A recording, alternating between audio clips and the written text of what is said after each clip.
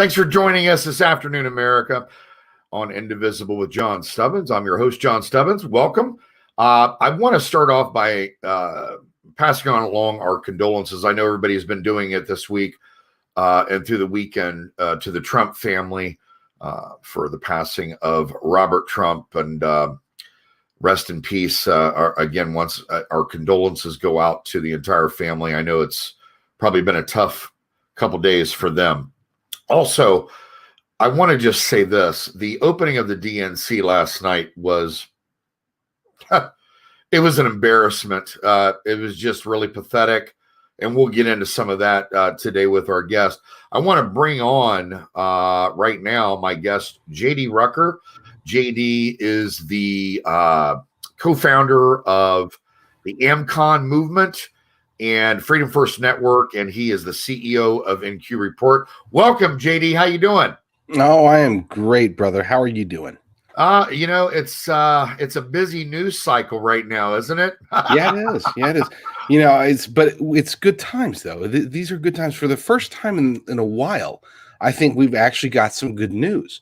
We've had a hard time between Antifa doing their thing, COVID-19 doing their thing, and all this lawlessness, all of these problems with everybody else. But at least last night we learned that the Democratic Party is not taking themselves very seriously, and neither should we.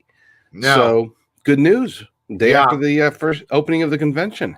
Yeah, it was a disgrace. The whole theme of the night was systematic racism. Okay.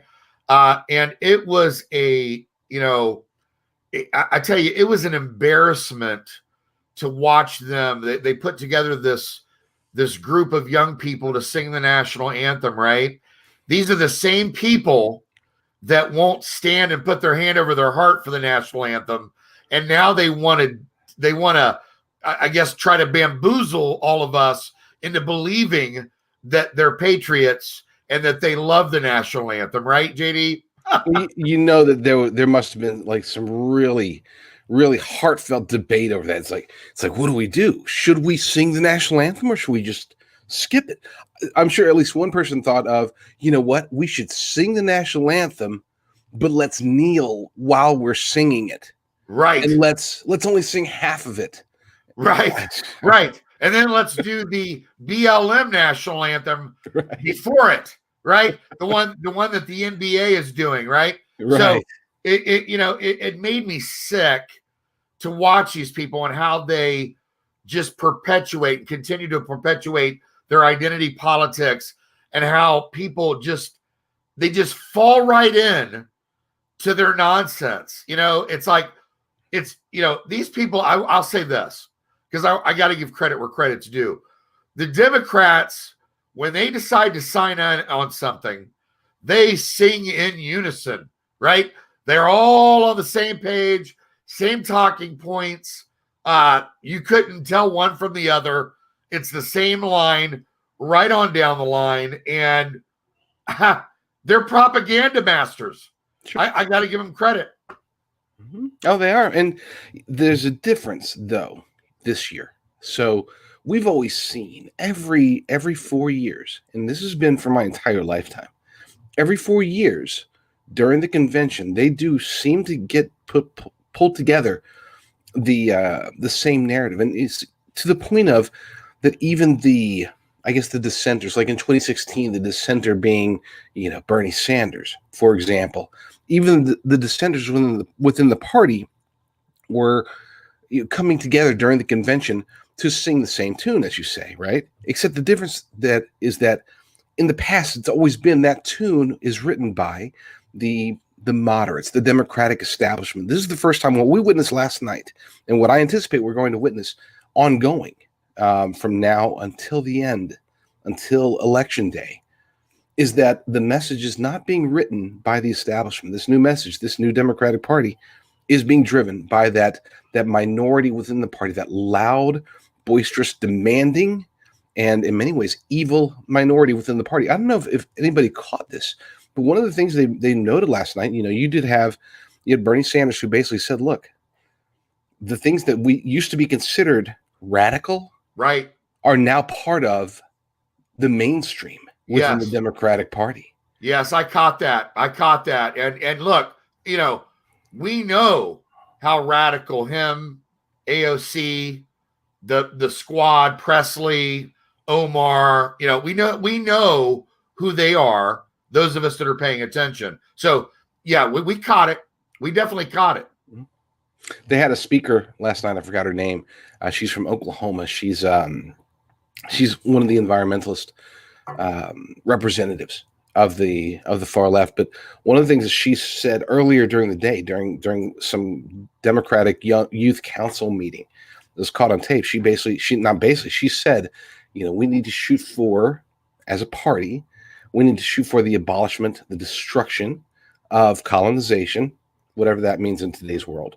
Yeah, whatever. We have to shoot for the end of the destruction of capitalism. This is someone who spoke at the DNC last night. Right. It's somebody who is, she is a representative of the youth movement within the Democratic Party. And there was no sense of irony. There was no, nobody was like, whoa, okay, hey, calm down. All right, let's not talk about destroying capitalism. At least in the past, they would hide their radical desires. Now they just come out and say it, folks. Yeah, they just say it out loud.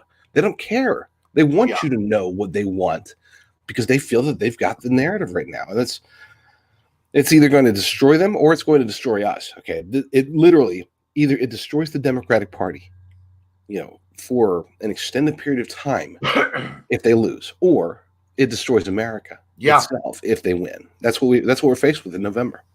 Yeah, well, you look what's happening in the streets. It's similar to that, right? It's like none of them in these cities. None of them are speaking up. None of the Democratic mayors, the governors, they're not saying a word, right? It's like the guy that was beaten. I'm sure you saw the video yesterday. The guy that there was a transgender woman over there in Portland. She was attacked. And then this guy got out of a white truck to try to defend her. Next thing you know, there's 10 guys around him beating him in the head. Then somebody comes and does a roundhouse kick, knocks him out.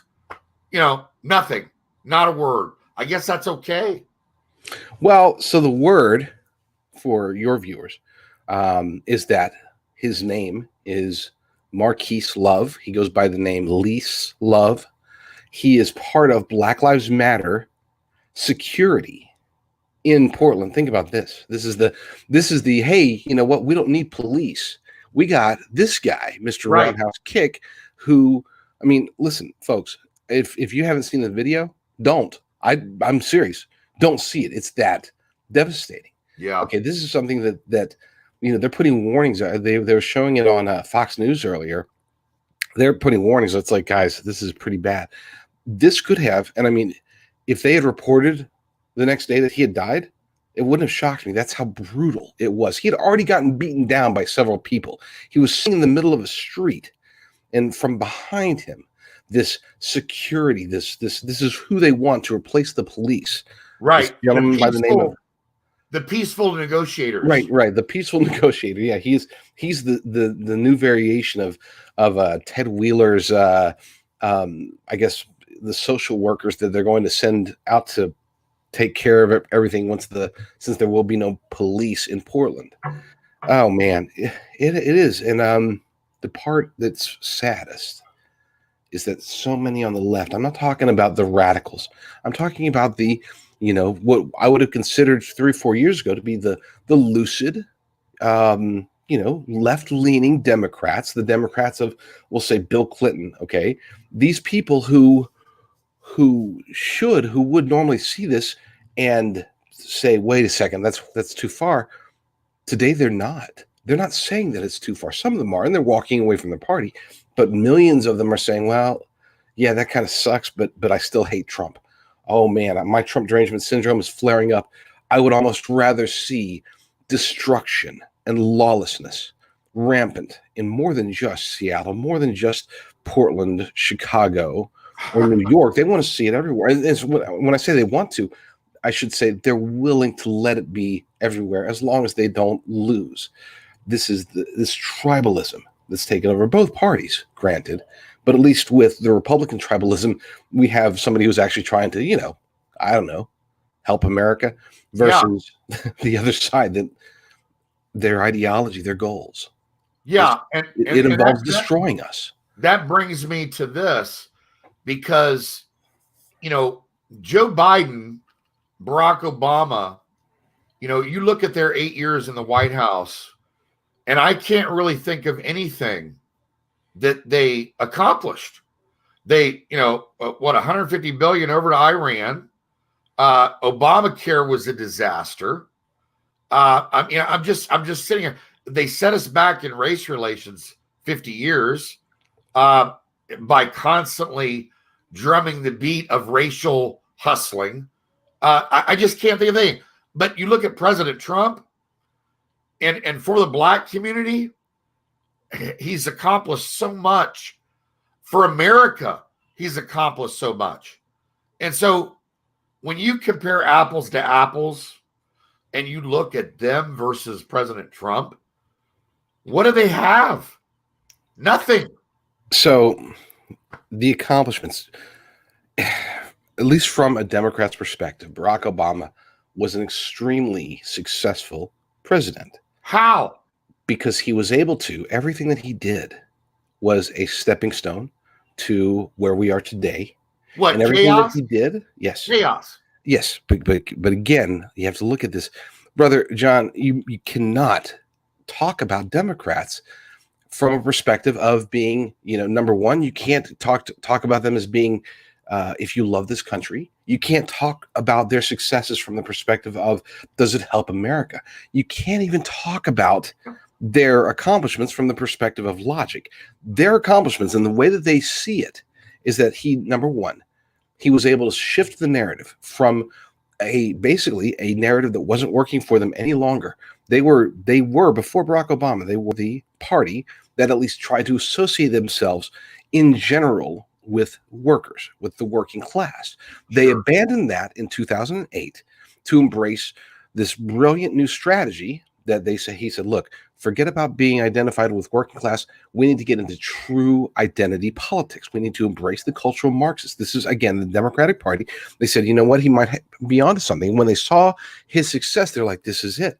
Intersectionality, destroying race relations by pretending that we're in for unity, all these things. And you, like you mentioned, Obamacare, the Iran deal, pallets of money to the Ayatollah, all of these things were setups to today. Democrats' goals are to expand the power of Democrats. Okay, they look at it from the perspective of not what's going to be best for America today or what's even going to be best for America tomorrow. They look at it from the perspective of how do we acquire more power so that we can then accomplish. And keep in mind, they justify it. They justify this thinking from the perspective of, okay, so Obamacare, yes, we know it's going to fail. It's bound to fail. Mathematically speaking, it's impossible for it not to fail. But we have to get Obamacare if we want to get to single payer, because you can't get to single payer as one single jump. You have to first start off with getting government's foot in the door. Then we can talk about getting single payer. Then we could talk about Medicare for all. Right. Their plans are 10, 20 years full. And like a lot of people have said in the past, our problem as a party, as a movement, is that we're so focused on putting out fires today that we're not prepared to compete, to fight against their plans for tomorrow. They do a better job of planning out. Obamacare, they knew from day one, was a stepping stone only to get to their true ultimate destructive goal of single payer healthcare, of Medicare for all. Just like the Green New Deal, for example, or any of this environmental stuff. These are just stepping stones to get them to their ultimate economic goal, because the Green New Deal has very little to do with the environment. Their ultimate economic goal of modern monetary theory. Modern monetary theory allows them to basically, look, we can literally print whatever we want and do whatever we want up until the point where everybody's like, wait a second, don't do this anymore. We're booted as the dollar's booted as the world reserve currency. We're no longer the petrodollar, and there's economic collapse. Everybody comes in and America's destroyed. Now, they don't extend their thinking that far out. All they look at is, hey, free stuff. We'll be in power forever. Right. Unfortunately, their version, what they don't understand is forever in that scenario is 4 to 8 years, at which point there will be no more United States of America if they start to accomplish their goals. I'm sorry, I babbled a lot. Go ahead. No. Look, you make an interesting point, because it was a set. All of it's a setup, right? Everything they do is a setup for the next thing, to ultimately bring America to its knees. So I get it. I want to ask you, and I had a couple notes here, and this really bothers me, especially watching again last night, and I keep hearing about this systematic racism. Okay, and I'm going to keep talking about this because we all have eyes, we all have ears, we see what's going on. Okay, you've got these athletes who are millionaires, sometimes multi-millionaires, people like LeBron James, or whether it's a football player, it doesn't matter who it is, actors, rappers who have made millions of dollars, on the backs of a lot of white kids, quite frankly, and black kids, getting them to listen to their music that teaches these kids to disrespect women, to cuss, to hate people, to kill people, to encourage killing people. These people have made millions and millions of dollars doing this. And in so many other careers, I don't care what it is. It could be law enforcement. It could be IT. It could be, look at Herman Cain, who recently passed. Herman Cain thrived. Once he took over Godfather's Pizza, they soared. So I guess my point is, if this systematic racism exists, then, half the people on television last night at the opening of the DNC were black. Okay. They had Michelle Obama come on there and lie to the American people. And, and by the way, she was fact checked, and she lied, everybody knows that. So I guess my question here is where is the systematic racism? Because these people are making a lot more money than I am.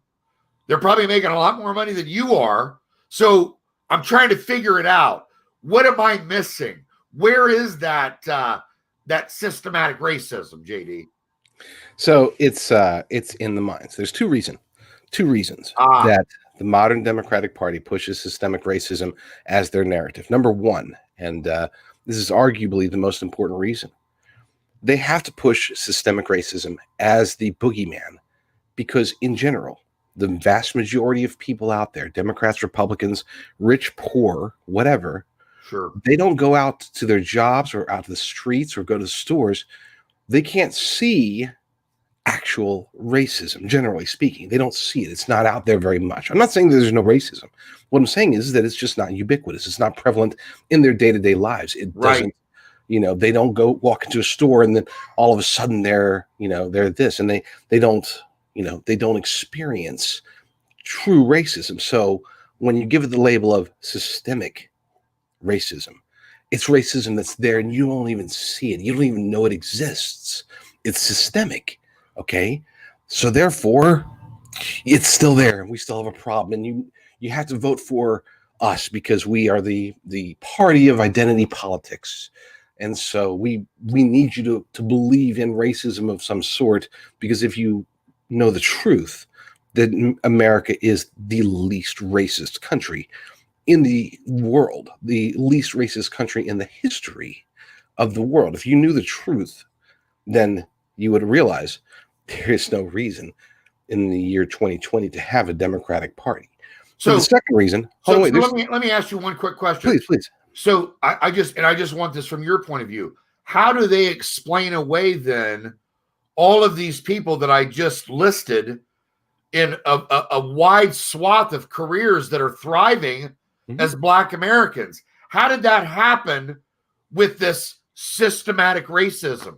So that's the other part. It's funny because the second aspect, the reason they push it so heavily, is because there is nothing, the leftist movement and the Democratic Party, for the most part, in general, okay, uh, they are reversed of what things used to be. There used to be a time in America, all the way up until probably the 80s, 90s, really, even until a few years after 9/11, where the concept of American exceptionalism meant that people wanted to strive for more, not just as a nation, not just as cities or families or individuals, but across the board. In other words, we had a healthy, if you lived in Washington, D.C. and you liked football, your concern wasn't whether or not they were named the Redskins. Your concern was whether or not you were winning championships. Okay. But today things have changed to where the highest, the tip of the spear, the most important thing that you can accomplish, at least to the left, is not success. The thing above success to them is victimhood. Okay, you can be successful, but if you want to be better than successful, then you can be a victim of systemic racism, a victim of a society, a system that has just kept you down. Okay, they use this to explain away. They don't look at the obvious, and we'll use something that will I guarantee you there's going to be people that will say that this is racist when it's truly just fact. Okay, it is a fact that that there are more, both percentage wise and numbers wise, there are more minorities who are jailed for violent offenses than there are Caucasians. There are more men that are jailed for violent offenses than there are women. These are facts. And why do we have those facts? Well, it depends on who you ask. Okay. If you ask the left, they'll say that it's the system. The system targets these people. The system targets us. And keep in mind, for those of you who are listening and not watching, guys, I am a minority. I am a legal immigrant. Okay, I'm not sitting here. I'm not some white guy saying, "Oh my gosh, look at this." Look at that. I am a legal immigrant of the United States of America and a minority. So when I say that they play the victim card, when I say that they use systemic racism as an excuse for these things, it's because they're trying to they're trying to hide the fact that it's just part of the way the society is in America today. The police aren't going to these neighborhoods searching for crime because crime isn't there. They're not trying to focus in on these areas because they want to catch minorities doing crimes. They're going to these areas because there happens to be more crimes committed there. Yes. Now we can get into poverty as a reason. We can get into a lot of things as a reason, but systemic racism just isn't. It's manufactured. It doesn't exist. That's right. That's right. And by the way, announcing it. By the way, the people that are calling the police into those areas are the black people, the minorities, the Hispanic people, the older people. These are people living in these communities that don't want to live in crime-ridden communities. So they're calling the police to respond to crime in their neighborhood. So they make it sound like there's some hidden white guy 20 miles away that's saying, you better get over there to that area. There's a lot of crime. You better respond. I think there's some things going on over there that you need to see. I mean, it's just absurd. They track the phone calls. They know where the phone calls are coming from. So you can't manufacture that. You can't fake that. Listen, before we move on, and we have a lot to cover, I want to go back for just a second. Tell everybody a little bit about, because I've got your information scrolling at the bottom, JD. Tell everybody a little bit about the AmCon movement, Freedom First Network, the NQ Report, what you do. Sure. So I am editor-in-chief of Knock Report, NOQreport.com. It's just it's a conservative Christian news site. We started it back in 2017. We really got focused on it in 2019. It's been growing dramatically. We are on pace for our third month in a row, first time in site history, third month in a row, to get just shy of 1 million visitors for the month. Wow. Or visits for the month. We're getting approximately 600,000 to 700,000 unique visitors, and we close to 1 million visits, total hits, page views, I guess you could say. That's impressive. I appreciate that, but we have a long way to go. We need to be tenfold, 100-fold, because we're fighting mainstream media. That's the main goal here with Knock Report, is that we built it because we got sick of listening to lies, sick of I can't just go on Twitter and say, oh my gosh, they're wrong, or look, Michelle Obama got fact checked by the Associated Press. It's not making a big enough difference. Going to Twitter, social media, look, if that's what you can do, if that's what you have time to do, awesome. At least do that. But I wanted to do more. So then earlier this year, two things happened. Both happened really right before the coronavirus. Number one, met a gentleman who was working on some other things. We started talking about an idea that I had back in 2009. The American conservative movement was something that I had, 2009, 2010. This is when I thought, man, we really need something. We need a revival of this American conservative movement.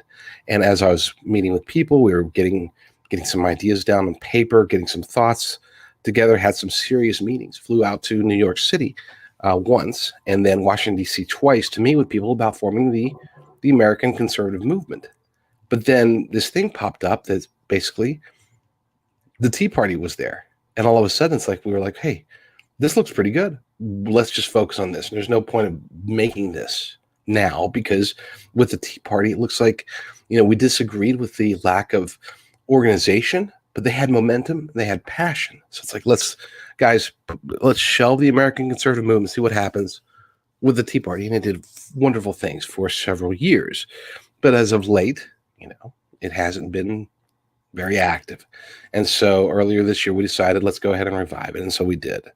Long story short is, from now until the election, we're not going to be doing much with the American conservative movement because our focus right now is on defeating Democrats. But come November 4th, the focus shifts to, let's go ahead and really focus for the next 2 years, and the next 4 years, and 6 years, and 8 years.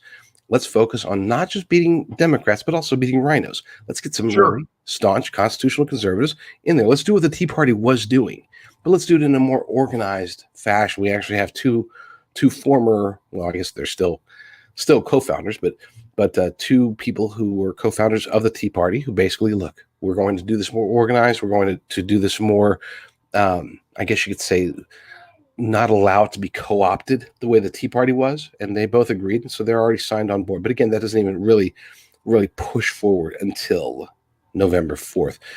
Last but not least, Freedom First Network. This is our brand new thing. Started last month.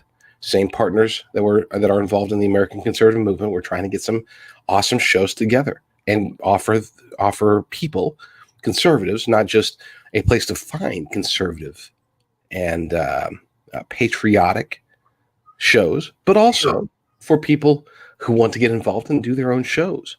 I'm a firm believer that there are not enough voices out there in the conservative movement, that there are, that basically to get out there and to get noticed, you have to already be noticed in order to get noticed. And so we want to just offer people an opportunity to look, if you've got perspectives, you got time, okay, we'll provide you a place.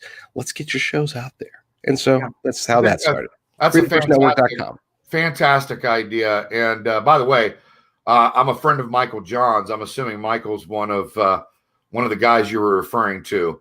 I am not going to confirm nor deny. Yes. Okay. One of those guys. I had Michael on like a week or so ago, and we had a fantastic show. So, and thank you for telling everybody in the audience about that. The conservative movement's obviously huge, not just for this election, but going forward. But for right now, a lot of our efforts focused on obviously getting President Trump elected.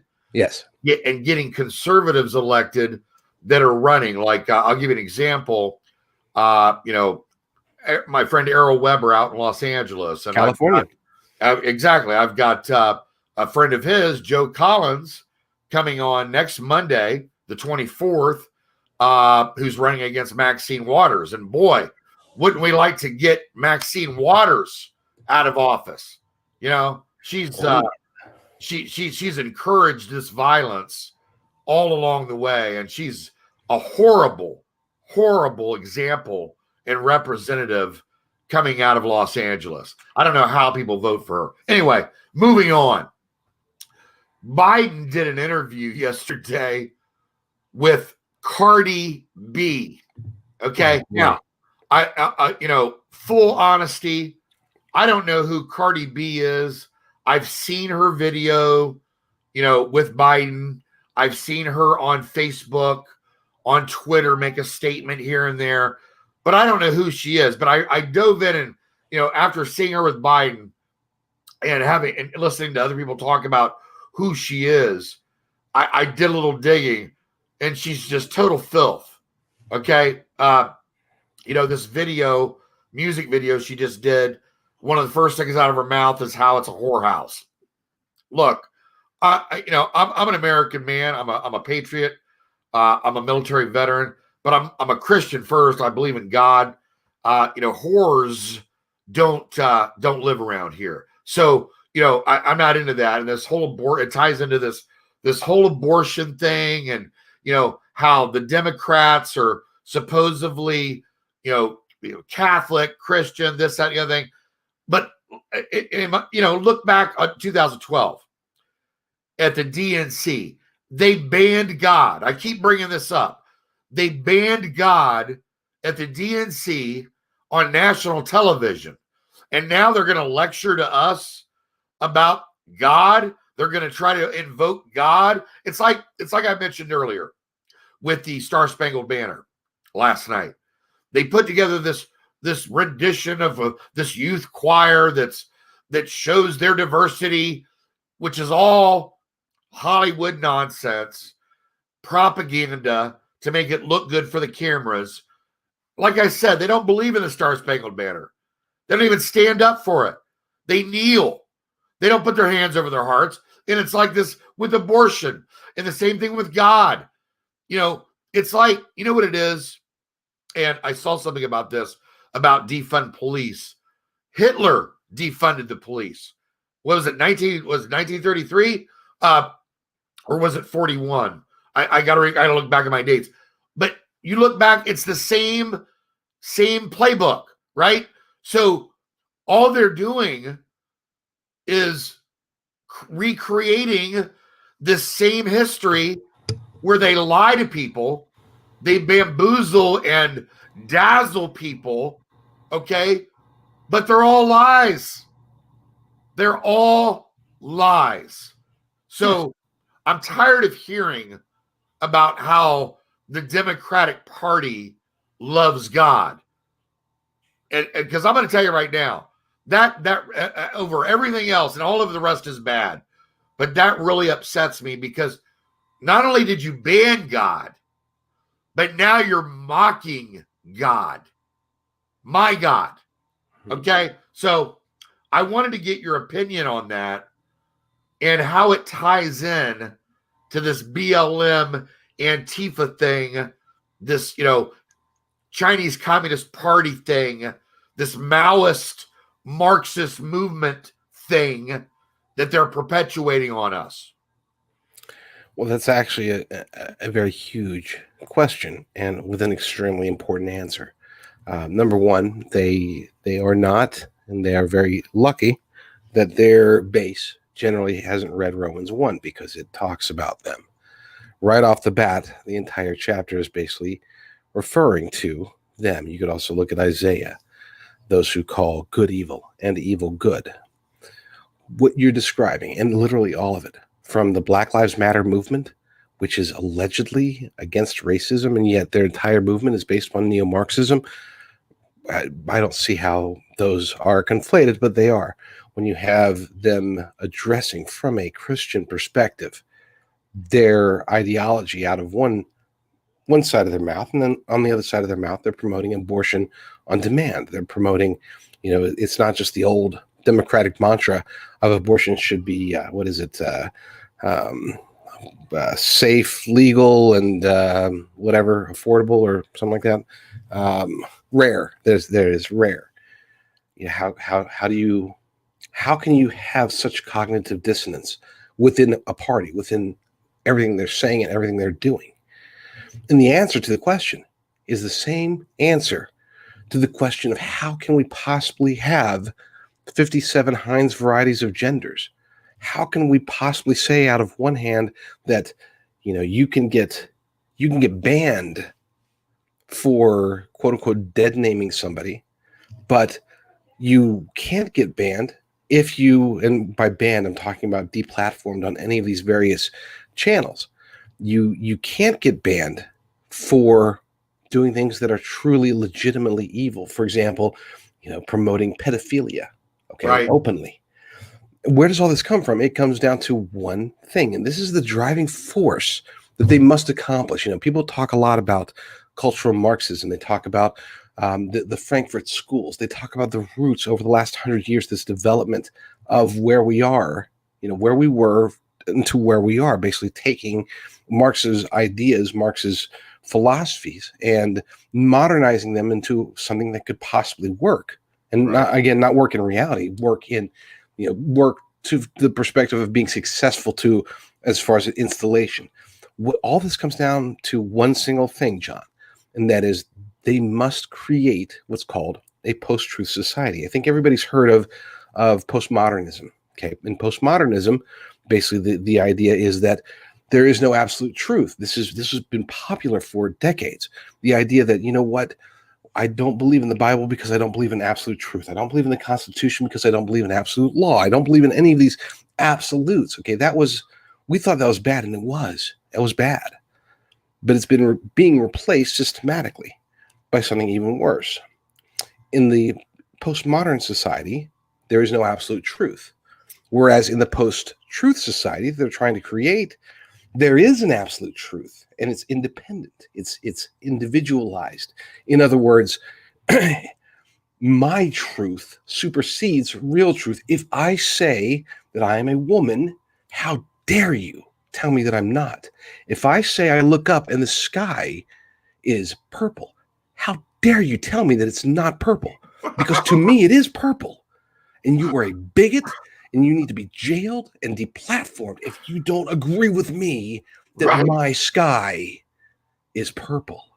Yeah. And I'm telling you, this is where all this is leading to is what happens when they start saying, my version of Jesus does not agree with you on abortion. My version of Jesus approves a woman's choice. My version of Jesus says, kneel to the anthem and don't kneel to God. Kneel to the Chinese Communist Party, but don't kneel before the God of the Bible. Yeah. This is their goal, John. This is where they're really pushing us. If you want to understand where this comes from, read Ephesians 6:12. And I encourage your viewers, your listeners, to read read all of Ephesians 6. Such an incredible chapter. Sure. But Ephesians 6:12 in particular, talking about principalities and powers. That's what's happening, folks. Yeah. That's what's happening all around us. And I tell you what, everything you just said brought me to think, and you don't hear it every day, but they slip it in when they can, about how men can now get pregnant, right? Oh, gosh. Post-truth society, brother. These people that went on TV last night, all the other lies we just discussed, these people believe that their truth includes that a man can get pregnant, right? It really does. And I mean, it's hilarious, but then it's also it's absolutely terrifying. And listen, I'm laughing because I've got to laugh at myself, but you're right. Don't. It's terrifying. It is. If we don't laugh about it, then it's going to make us cry. And I don't think your audience wants to see us crying right now. No, we need to be we've got fighting. to fight. We're fighting back is what we're doing. We have to. We have to fight back. That's all there is to it. In relation to, let's move on. In relation to China, the whole Ukraine thing, right? We've got Hunter Biden. He's nowhere to be found. Nobody's seen Hunter Biden, right? It seems like, well, we know why Joe Biden doesn't want to talk, right? We know why he doesn't want to take any hard questions, because then he's going to have to talk about his cozy deals with China and Ukraine, right? Burisma, the whole nonsense. So I wanted to get your opinion on that, and also, obviously the damage that China has done, the CCP, the damage that they have done is just deaths. It's just incalculable. I wanted to get your opinion, though, on, the Hunter Biden, the Joe Biden, China, Ukraine stuff, and then also in relation to the shutdowns, your opinion on, where do we go from here on how we deal with China? I know what President Trump's doing, and he's got a plan, and God bless him. But I want to get your opinion on it. Sure.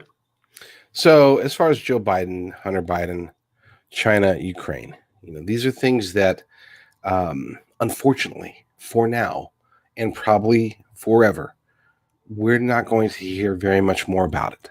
Not new facts. It may come out, but it'll still get buried. When I say may come out, there will probably be investigations. There will be Freedom of Information Act requests that are granted. There will be more data about it. But Hunter Biden is, he's buried. He's going to be hidden away, like you said. Where's Hunter? I know that's a meme right now. Sure. We're not going to find him. Okay. He's not going to pop. His head is not going to be present at any point between now and November 4th. Period. You will not see him. You don't see a subpoena? You don't see a subpoena coming? No. This because here's the thing. It would be, number one, it would be viewed as a political attack. Of course. We're not talking about something, I hate to say it, but this, did he commit crimes? Almost certainly, yes, he did. And multiple crimes on multiple levels. I'm not just talking about the crack crimes or anything like that. Okay, I'm talking about crimes that involve national security. Treason. These are serious treason. Yeah, absolutely. These are serious crimes, but these are crimes that at this stage, like, he's no longer a threat. So for the sake of not making it appear, I hate to say, he gets a pass because his dad's running for office, but guys, technically speaking, he gets a pass because right now his dad's running for president. Temporary pass. Now, the moment that the election is over, whether Joe Biden wins or loses, then yes, Hunter Biden has to be addressed. Okay. Yeah. Because there's some funny business that was involved. And if you can go after people like George Papadopoulos and put him in jail, if you can go after Carter Page, you can go after these people, then yes, you definitely can go after Hunter Biden. Absolutely. So, but then the second part of your question, what is our relationship with China going forward? Right now, President Trump has to be strong, of course. And he has to be honest. But he can't necessarily rock the Chinese boat because, and by rock the Chinese boat, I'm talking specifically about the Chinese Communist Party. He can't rock that boat because they still have influence. And I'm not just talking about the behind the scenes influence with media, mainstream media, with the NBA, with literally just about every major company and influencer in the United States. The Chinese Communist Party has their hands in on it. But perhaps more importantly, he can't rock the boat because of their potential influence just through making real legitimate news regarding him. Okay. After the election, assuming that he wins, then I think that we will see a reckoning with China. That China will be declared essentially our enemy, that this is the beginning of a new Cold War, a colder war than we saw with the Soviet Union. Okay. A Cold War that does, unfortunately, involve nukes, but we're talking about more proxy style nukes. We're not talking about, we're going to be a new arms race, for example. It's going to be more of a technological arms race. In other words, our big fear isn't going to be that mainland China is going to send nuclear missiles our way. Our big fear is, for example, dirty bombs, EMPs, detonations, the type of space warfare, for example. Okay? Sure. Why was Space Force created? Because of China. Okay, let's just come out and say it. And Smart these are things move. that are going to have. Oh yeah, they have to. We had to do it. There's another. Should have been done a decade accomplishment, ago. by the way. Oh right? yeah, absolutely. First time in what 80 years or so that a new branch. President Trump has accomplished so much. That's just one item. That is, and it's a huge item, and it's like, for any other president in modern history, that would be, top 2 or 3 accomplishment. It's like Sure. 14 on his stack rank of accomplishments in this first 3.5 years of office. But I digress. There will be a reckoning. Assuming that President Trump wins, there will be a reckoning following the election. He doesn't have to be careful anymore. Right now, he still has to be careful. And even him having to be careful, he's still speaking his mind. He's still saying, look, there's not going to be we're not talking about a phase 2. We're probably going to get rid of phase 1. And as a matter of fact, we're probably going to just. We lost JD. JD, I don't know what happened to you, brother. Come on back. Get you back. Folks, I'm sorry. I don't know what happened here. I've got got a glitch or something happened with JD's connection from California. Hopefully he'll come back here. JD. Oh boy. Sorry, folks.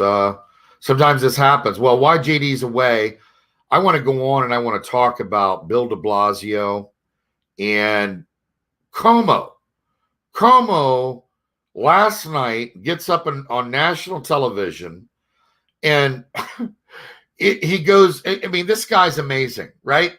President Trump gets everything that Cuomo asks for. He sends a Navy ship. He gives him every ventilator. He goes out of his way to make more ventilators because Andrew Cuomo was, at the beginning of this virus, was talking about how he didn't have enough ventilators. So President Trump made sure that Andrew Cuomo, Bill de Blasio had ventilators, had more than enough. And also, again, sends a ship in and every other supply that he needed. And then Cuomo goes on national television and he talks about how President Trump and the federal government provided everything that they asked for and how great of a job President Trump did. And he gave kudos to President Trump. Everybody saw this. And then last night, he goes on the DNC, right? And he excoriates President Trump and how President Trump didn't do a thing to help New York. No, Andrew Cuomo, you failed New York. No, Bill de Blasio, you failed New York. You, Andrew Cuomo, are the one that made the decisions for the state that killed, 11,000 elderly people inside of nursing homes and care facilities?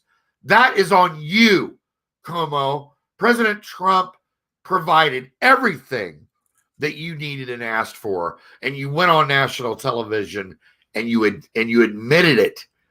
You admitted it and thanked President Trump and the federal government for giving you everything you asked for. So I don't want to hear about it. Tired of you, Cuomo, and I'm tired of you, de Blasio. And by the way, Bill de Blasio, I don't take you seriously at all. What you've done to New York City, you have no idea what's coming, pal. Your defund movement, you're taking away the special investigative unit, you're painting BLM on the street in front of Trump Tower, and then all the business owners are leaving. People of common sense are leaving, and you're begging them to come back, right? that's a real laugh. You're a terrible mayor. You're probably one of the worst mayors in the history of the United States. And Cuomo, you're probably one of the worst governors in the history of the United States. You two are pathetic. New Yorkers who are good people, they don't deserve this. For the people that voted for you, shame on you. Obviously, you did no research. Obviously, all you do is vote with someone with a D beside their name. It's just pathetic, and you're disgusting. It really makes me sick. I lived in New York City for 3 years, so I care about the city. Rudy Giuliani cleaned up New York City, and he made New York City great again. And we went from Rudy Giuliani to this. Your murder rate has shot up beyond belief, and your city is being destroyed. It's just disgusting. For the New Yorkers that care, can you please vote out Cuomo and vote out de Blasio and get a Republican and conservative in there who actually cares about law and order? Otherwise, New York's done. You're on your way to being done as it is right now, and there may be no recovering from what damage has been done. So anyway, look, for these cities that want to defund police and not allow school to come back for our parents, and by the way, parents should have the money and be able to take the money and take their kids and put them in charter schools and private schools. The money should follow the parents. Let them make the decisions. But for these cities that don't want to bring teachers in, and teachers are, calling in sick, and, they want to defund police, here's a clue. Why don't we stop paying taxes in your cities? Okay? I know a lot of people that are going to say, if we're going to go this way, why should I pay taxes for this? You're not going to keep taking my money when we're not, policing our neighborhoods and stopping crime, which is what you want to allow. You want to allow, crime to run amok, crime on tap, and, don't allow our kids back in school. So why should we pay taxes to you? Number one.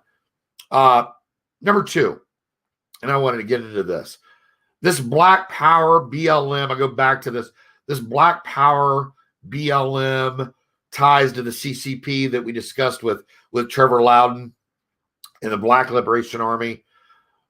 The ties to the Weather Underground, Susan Rosenberg. I keep hitting on this. This is funded through Thousand Currents in San Francisco, by the way. And I want to make sure that everybody starts diving in and doing research on Susan Rosenberg. She needs to be shut down. She needs to be arrested immediately for treason against the United States. And I want everybody out there to drive this message home. I want you to call your congressman. I want you to call your governors. I want you to call people in law enforcement. I want you to get the word out that Susan Rosenberg from the Weather Underground, this is Bill Ayers, right? You remember Bill Ayers. We talked about Bill Ayers at nauseum leading up to the time that Obama was elected, because Obama and Bill Ayers were buddies. This is Bill Ayers, the guy that blows up, American institutions owned by the federal government, right? That Bill Ayers. So Susan Rosenberg is a treasonous criminal thug, and money is being funneled to her for BLM through this Thousand Currents. It has to be shut down. And I want to say another thing, because we're just about out of time. And I'm sorry that we lost JD. Black racism. Black racism is real. Okay. And now what's happening is, I thought we had moved past all this until Obama was elected, and he decided to resurrect racism in America. He was going to fundamentally transform us. Well, we know what that meant now, Obama. Obama has basically, again, not only set us back 50 years, but now the racism is against whites. It's reverse racism. That's what we have going on. And the NFL, the NBA, Amazon, Google, NASCAR, Major League Baseball, the NHL, the Big Ten Conference, many other corporations that have just cut checks blindly to BLM. Your people did no research, and you just gave up millions of dollars to an organization that is racist, right? You say you hate all these organizations, all these different football, basketball, all of these people that supposedly hate racism. You're funding racism. You're funding it, right? I want you to answer for that. And you're going to answer for that. And we're not going to let that go. You gave this money to BLM. You funded it through Susan Rosenberg and Thousand Currents. And I want to know why. Did you do any research? Did you know that BLM was a Marxist organization that wanted to destroy America and instill Black racism and the Black Liberation Army and Black power? Did you know that? And if you didn't know that, why didn't you know that? And why did you cut a check to BLM without doing some investigating, some research? I want to know. You got to answer for that.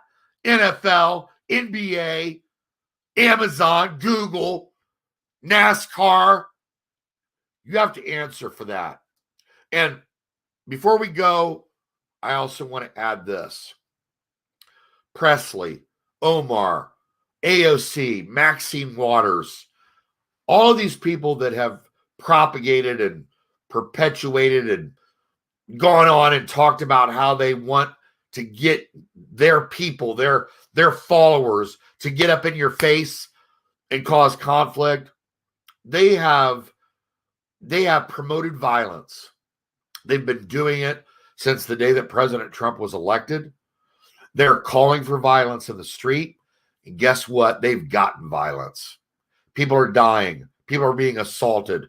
Businesses are being burned to the ground. Our country is being destroyed. Being split and being divided is, we know that that's happening and that's been happening, but it's been taken to another level. These people, they want to bring America not only to its knees, but they want it completely taken off the map and taken over with their new Black racism, their Black power, right? Their Black Liberation Army, the Weather Underground, these people. And God only knows where it's going to lead. Where will it lead? All these other things we talked about earlier that happened in World War II. You know, what's the saying? Those that don't study their history or, you know, take stock in their history, that learn from history, are doomed to repeat it. And here we are. I just said earlier on the show that they want to defund police. Hitler defunded the police. Let that sink in. Let that sink in, people. They call President Trump Hitler. They are Hitler. Joe Biden, Kamala Harris, the squad that I mentioned, all these Democrats in all of these Democrat-run cities, these states that are run by Democrat governors, those people are following Hitler's playbook. So who's Hitler? It's the Democrats. That's who. The people that want to defund police, the people that want to see you gone, dead if necessary. These people are insane. In America, it is time for you to stand up. You need to get the message out to your neighbors, to your family, to the people, anybody will listen to you that care. You need to let them know what these people are doing, how serious it is, and they better wake up. Thanks for joining us today on Indivisible with John Stubbins. I appreciate you being here. Sorry that we lost my guest, JD Rucker, but we'll have JD back, and he's a great American patriot. Look forward to doing some amazing work with JD in the future. And God bless each and every one of you. God bless your families. Make sure you hug your kids, give your wife a kiss. because those are the things that matter: our family, our faith, our country, the values that we were built on to make this a great country. Don't let these people destroy it. Stand up. Fight. Don't allow them to discredit you and intimidate you. We'll see you next time, America. Good afternoon and good night.